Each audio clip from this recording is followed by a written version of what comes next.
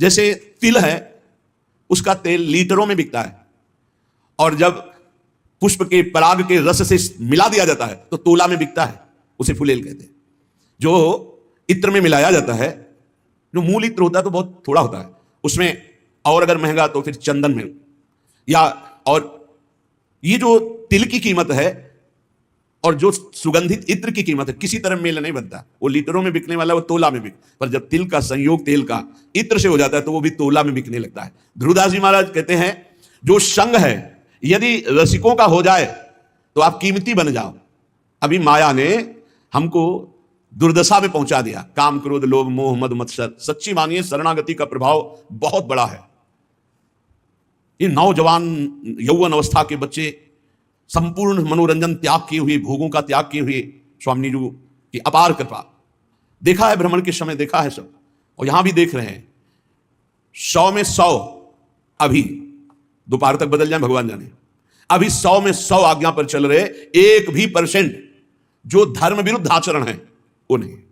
भजन की पूर्णता तो श्री जी की तरफ से होगी, वही करवाएंगे, लेकिन धर्म विरुद्ध छोटे छोटे बच्चे हैं जिनको केवल खेल खिलौनों से मतलब, वो ऐसे अकाउंट दिखाते हैं, इतने बड़े हैं, 60,000 राधा नाम जपा, और बढ़ाओ अगली बार 80,000 राधा नाम। इनकी क्या कोई महिमा जाने? अभी ठीक से चल नहीं पाते, 70-80 हजार राधा नाम जपे छोटे छोटे बच्चे, इनकी महिमा आगे जानते हो क्या प्रकाशित होगी? यही जगत को पावन करने वाले, चाहे गृहस्थ बन जाएं चाहे विरक्त बन जाएं, दोनों में ये जगत पावन करने वाले महात्मा होंगे। कहा न होई संत संग ते, देखो तिल अरु तेल, मोल तोल सब फिर गयो, पायो नाम फुलेल। इत्र की भांति तेल बिकने लगता है। संग का प्रभाव देखो, इत्र के संग से वो इत्र की तौल में बिकने लगता है। ऐसे ही अगर हमें संत संग मिल जाए तो पारस और संत में बड़ा अंतर है।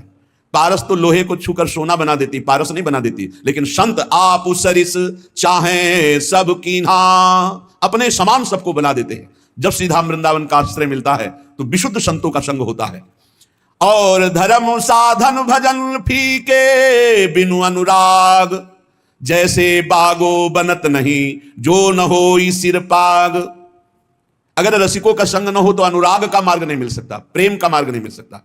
नाटकबाजी बहुत हो सकती है, अहंकार की पूर्ति वाली साधनाएं हो सकती है, प्रेम नहीं। प्रेम बड़ा गुप्त विषय है, हृदय का कोई विषय है।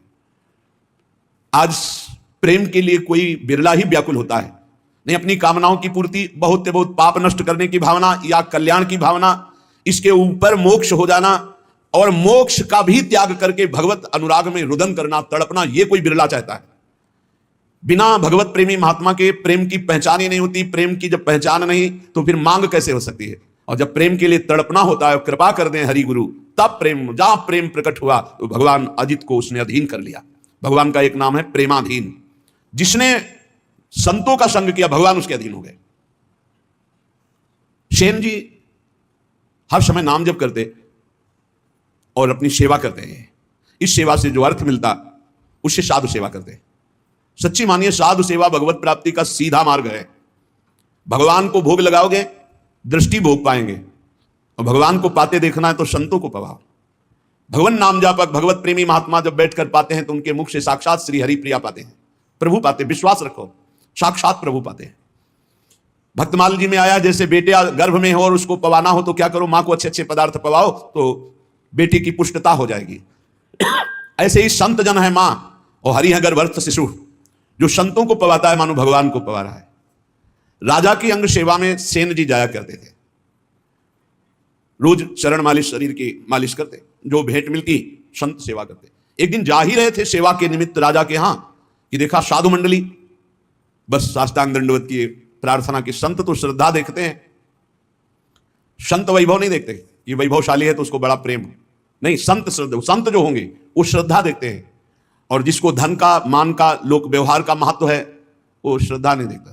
संतों ने देखा सेन जी की अपार श्रद्धा, अश्रुपूरित, भगवान आज हमारे कुटिया में चले और हमें पावन करें। हाँ हाँ, संत तो श्रद्धा देखने वाले। मारो महान मंगल उदय हो गया हृदय में, ऐसा आनंद की धूम मच गई। भूल गए कि राजा के यहां जाना है।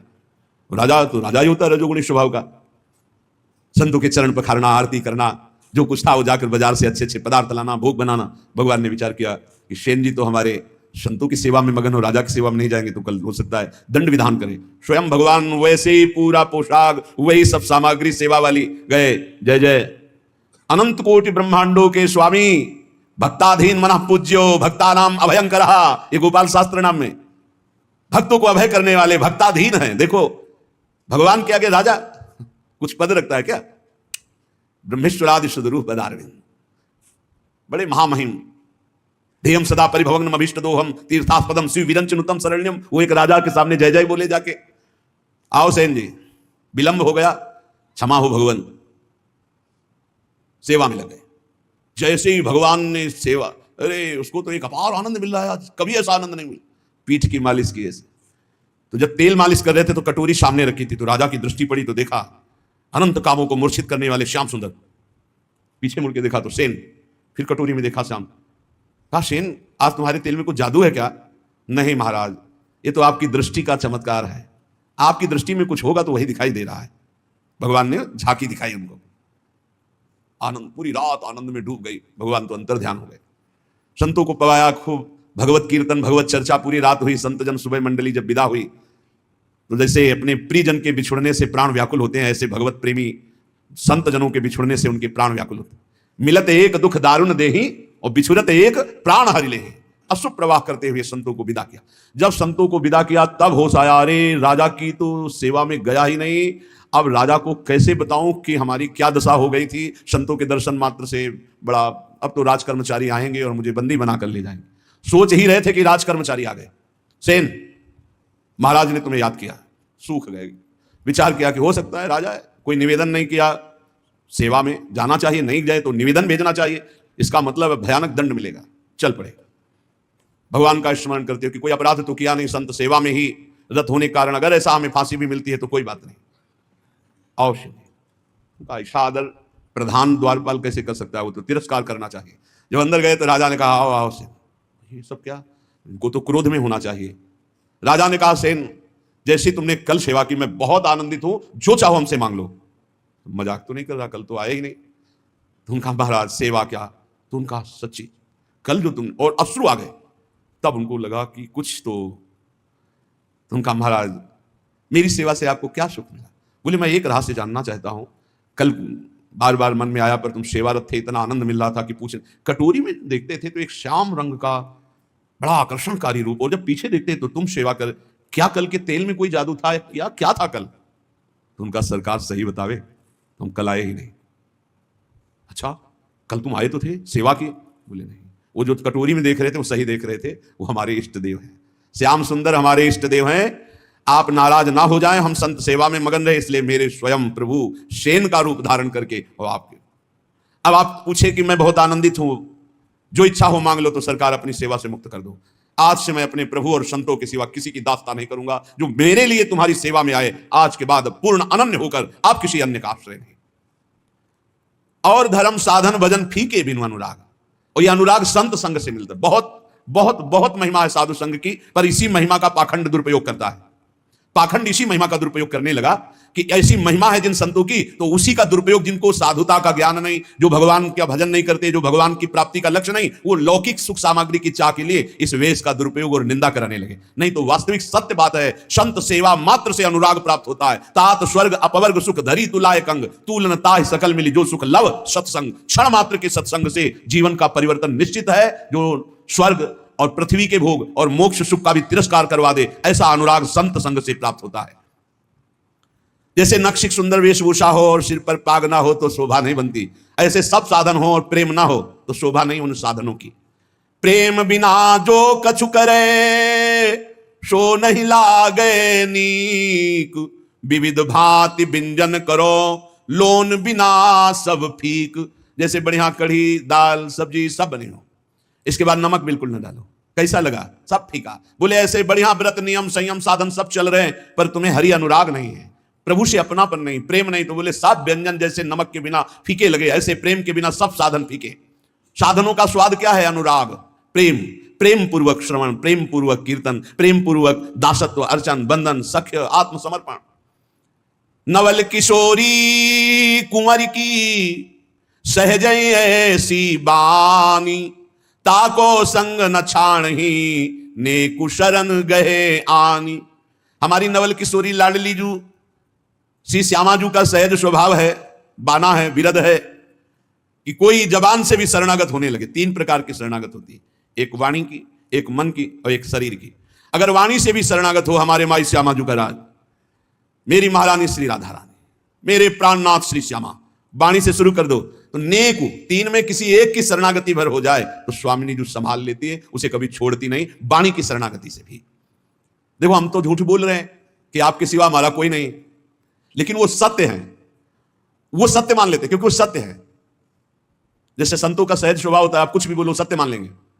उनको ऐसा लगता ही नहीं कि ये छल कर रहा है, कपट कर रहा है। लाख समझाओ कि ये कपट कर रहा है, तुम क्या जानो, तुम्हारे अंदर कपट इसलिए तुम्हें कपट दिखाई दे रहा है, वो कपटी नहीं, वो सत्य है। ऐसे ही हम कपट पूर्वक, नाटक पूर्वक अगर कह रहे हैं कि हे भगवान हम आपके हैं, हे प्यारी जो हम आपके हैं, वो मान लेते हैं। बड़े कृपालु हैं, बड़े कृपालु हैं। नवल किशोरी कुंवर की सहजय ऐसी बानी, ताको संग न छाणे नेक शरण गए आन। तत्काल परिवर्तन शुरू हो जाता है। जो बड़ी बड़ी साधना से परिवर्तन नहीं होता, वो श्री जी की शरणागति से हो जाता। मान लो हमने ऐसी ऐसी समस्याएं देखी जिनको ऐसे निपटाती हैं श्री जी की, हम तुम्हें कैसे बताएं। जीवन संघर्षमय होता है, ऐसे क्षण में परिवर्तन देखा है, परिवर्तन बड़ा आश्चर्य में परिवर्तन देखा। हर क्षण कैसा वो, बस केवल ऐसे हो जाओ, वो भी सच्चाई से ले। आप कहोगे सच्चाई से क्यों नहीं, शरीर को अपना मानना, सांसारिक संबंधों को अपना मानना, ये सब है। हम श्री जी से बोल दिए ऐसे ही कि आपके सिवा हमारा कोई नहीं। वो इतनी भोरी, इतनी करुणामयी की मान गई और उन्होंने संभाल लिया। और कहीं कोई सच्चाई से श्री जी का अनन्य हो, फिर उसको क्या कहना, रसिक अनन्य की महिमा को क्या कहना है। बोले प्रीतम हूं के प्रणय है, प्रीति के बस हुए जाहि, कोटि धर्म किन करो को तिन तन चितवत नाही। आश्चर्य में सब बातें जीवन में देख रहा हूं, आश्चर्य में सब आश्चर्य, सर्वाश्चर्य। प्रारब्ध अपना जोर कसता है, कृपा अपना जोर कसती। क्षण क्षण में प्रारब्ध टांग मारता है गिराने के लिए, और क्षण क्षण में नवीन लाठी बनकर के कृपा, ये फेंक, ये पकड़, देख अब नहीं गिरा पाएगा, अब नहीं गिरा पाएगा, आगे बढ़ाते चले जाते। कैसे तुम्हें बताएं। अगर श्री जी के वचन के भी शरणागत हो जाओ तो निर्वाह करते हो। बोले प्रीतम हूं के मन यह है, प्रीति के बस हो जाए। केवल अपनापन प्रभु को चाहे, केवल अपनापन। कोटि धर्म किन करो को तिन तन चितवत नाहि। खूब बड़ी तपस्या ये वो सब प्रभु ये नहीं देखते, अपनापन देखते हैं। आप अपनापन कितना माने हुए। अपनापन करने में कोई पैसा लगता है क्या? अपनापन करने में आपके कोई सद्गुण की बात की जा रही क्या? हम जैसे हैं हे प्रभु आपके हैं, तो ही मोहि नाते अनेक। मानिए जो भाई, ये क्या चला जाता है इस बात से, सब कुछ तुम्हारा ही रहेगा, तुम्हारा ही तुमको पूर्ण सुरक्षा पूर्वक भोगने को मिलेगा। लेकिन सुरक्षा लग जाएगी सरकारी, भागवतिक सुरक्षा। केवल इतना होने पर हे नाथ मैं आपका हूं। संकटों से, विपत्तियों से, नाना प्रकार के दुखों से आप क्लेशित हो रहे हो, आप भगवान की शरण में हो जाओ। शरणागत अभय हो जाता है, शरणागत निश्चोक हो जाता है, निश्चिंत हो जाता है। जब तक शरणागति परिपक्व नहीं हो रही तब तक आपको अनुभव नहीं हो रहा। नहीं, सत्य कहते हैं, ऐसा लगता है हर समय वो गोद में लिए हुए बैठे। हर समस्या का समाधान ऐसे होता है प्रभु की कृपा से। आप कहोगे आप भगवत मार्ग के पथिक हो, इसलिए भगवान केवल संबंध निर्वाह करते हैं। दुर्वासा जी विरक्त महापुरुष है, अम्बरीश जी गृहस्थ महापुरुष है। आप विचार करके देख, भगवान की दृष्टि केवल अपनेपन पे रहती है, उनकी तपस्या पे, उनकी भगवान पे है। क्या आप अपनी दृष्टि भगवान पर नहीं कर सकते? मेरे प्रभु, मेरे श्री कृष्ण, मेरे हरि, मेरे राम, मेरे शिव, जो नाम रूप लो वही है, दूसरा तत्व नहीं है। एक ही परम तत्व, अम्बा बोलो, शिव बोलो, राम बोलो, कृष्ण बोलो, गणेश बोलो, सब वही तत्व है। लीला के लिए छोटा बड़ा ये सब, लीला में जब एक ही समान नाटक नहीं होता। नाटक में आनंद तब आता है जब एक सेवक बने, एक स्वामी बने, ऐसे ऐसे पूरा नाटक तभी था। तो इस नाटक मंच पर एक ही परम तत्व अपने आप को विविध रूपों में करके खेल रहा है। करोड़ों प्रकार की धर्म साधना करो, हमारे प्रभु देखते भी नहीं है, लेकिन प्रेम जरा सा आप कर लो तो बिक जाते हैं। ऐसे प्रेमी स्वभाव हमारे प्रभु का है। एक प्राण मन दोई तन, अखियन की सी प्रीति, यद्यपि न्यारी रहत है, देखत ये कहीं रीति। हमारे श्री लाडली लाल कहने को दो हैं, दो तन में एक प्राण, दो तन में एक मन, जैसे दो नेत्रों में एक दृष्टि, ऐसे हमारे प्रियालाल हैं। इनको विलग करके तनिक भी बात पसंद नहीं आती वर्णन करना। ये कहने मात्र को श्यामा श्याम है एक ही प्राण, एक ही मन, दो तन। ये रहस्य समझ में आ जाए। बड़े कृपालु हैं, जब बाहां जोरी लटकते हुए प्रेम में चलते हैं, रसिक जन देखते हैं, कोटि कोटि ब्रह्मांडों का सुख भी फीका लगने लगे इनकी एक झांकी में। बाहां जोरी चलत दो रसिक लाडली लाल, देखो ऐसी भांति छवि चितवन नैन विशाल, अवगुण करे समुद्र सम गनत न अपनो जान, लाई के सम भजन को मानत मेरु समान। ये लाडीले लटकते हुए जब प्रेम रस में और एक झांकी मिल जाए तो चितवन मात्र से अनंत जन्मों के कर्म बंधन कटकर प्रेम सुख में डूब जाए। श्री जी की शरणागति में एक सबसे बड़ी महिमा की बात है कि अगर चूक पे चूक होती चली जाए, समुद्र के समान अपराध बन जाए, तो श्री जी हमारा शरणागत है ऐसा जानकर मानती नहीं कि अपराध किया है। और राय थोड़ा भी भजन हो जाए तो पहाड़ के समान मान ले, अरे ये तो बड़ा भजनानंदी, ये तो हमें बहुत सेवा करता है, सुख पहुंचाता है, थोड़ी सी सेवा। ऐसे प्रभु त्रैलोक मणि जिन न भजे चितलाए, पशु पंछी ताको सबे मानत अपनो राय। ऐसे स्वामिनी जी को, ऐसे लालजू का जो भजन नहीं करते, वो पशु पंछी से भी गिरे हुए हैं, क्योंकि वो ऊपर उठ रहे हैं, तुम नीचे गिर रहे हो। वो अपने कर्म का भोग करके ऊपर उठ रहे हैं मानव यौन की तरफ, तुम मानव यौन से नीचे गिर रहे हो। इसलिए मनुष्य जीवन का परम लाभ भगवत प्रेम है। प्रेम इसका कभी अंत नहीं होता। जैसे कहते हैं कि जैसा पहले भजन होता था प्रेम हुआ, वो ऐसा प्रेम, वो प्रेम नहीं है। वो कृपा होती सबसे पहले स्वाद दिलाने के लिए, आपको आकर्षण करने के लिए। प्रेम जिस दिन से प्रकट होगा उस दिन से सदैव बढ़ता रहेगा और कभी भी एक क्षण के लिए भी कम नहीं होता, उसे प्रेम कहते हैं। जब प्रेम प्रकट होगा तो किसी और सुख की चाह नहीं रह जाएगी, उसकी पहचान है। रहन न पावत और रस जहां प्रेम को राज, सकल सुखन को दल मले जो पंछिन में बाज। बोले जब प्रेम देव का हृदय में प्रादुर्भाव होता है, और बिना प्रेम मिले प्रियालाल का साक्षात्कार नहीं होता। प्रेम देवता मिले बिना सिद्ध होए न कारज। जब तक प्रेम नहीं आएगा तब तक हमारा कार्य सिद्ध नहीं होगा, अर्थात प्रियालाल का साक्षात्कार नहीं होगा, क्योंकि प्रेम के खिलौना दो खेलत है प्रेम खेल। बिना प्रेम के प्रेम रूपी प्रभु का दर्शन नहीं हो सकता। जब प्रेम हृदय में आता है तो रहन न पावत और रस, अगर कोई और चाह है तो प्रेम नहीं है। प्रेम का स्वरूप है कामना रहितम। जब प्रेम प्रकट होगा तो कामना एक भी नहीं रह जाएगी। बोले कैसे? बोले हजारों पक्षी जैसे चुन रहा, जे भी बाज उतरा तो आपको पूरी फील्ड में एक पक्षी नहीं रह पाया, और अगर रुका तो दल मलय, उस समय उसका नाक पक्का है। जो पक्षी रुक गया, झपट में आ गया, बाज के पंजे में इतनी ताकत है, फंस जाए ना बस वो मृत्यु समझो उस पक्षी की। ऐसे ही प्रेम जिस हृदय में उतरता है तो काम, क्रोध, लोभ, मोह, मद, मत्सर, ईर्ष्या, द्वेष कुछ भी नहीं रह जाता, और जो रहा वो भस्म हो गया। प्रेम का ऐसा प्रभाव।